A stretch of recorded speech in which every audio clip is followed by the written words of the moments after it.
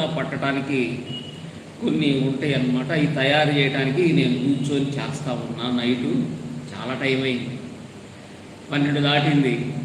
రాజు అనే అబ్బాయి ఉన్నాడు, అబ్బాయి పేరు పెద్దరాజు అంట. 12:30కి అబ్బాయి డ్యూటీ వెళ్ళాలి. పాల కేంద్రంలో చేస్తాడు అబ్బాయి, డ్యూటీకి వెళ్ళాలి.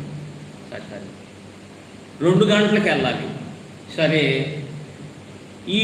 అప్పుడు దాకా ఉండి ఆ అబ్బాయి వెళ్ళాడు. ఆ అబ్బాయి వెళ్ళిన తర్వాత వాళ్ళ తమ్ముడు వచ్చాడు.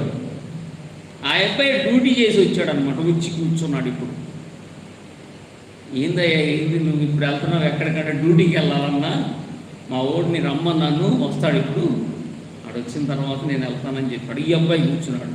నాకు దాదాపు ఉదయం తెల్లారి 5 అయింది టైం. అప్పుడు దాకా ఈ అబ్బాయి వదలలేదండి, 5 గంటల దాకా. నాకు మైండ్ పోయింది. ఆ రోజు చెప్పాల్సిన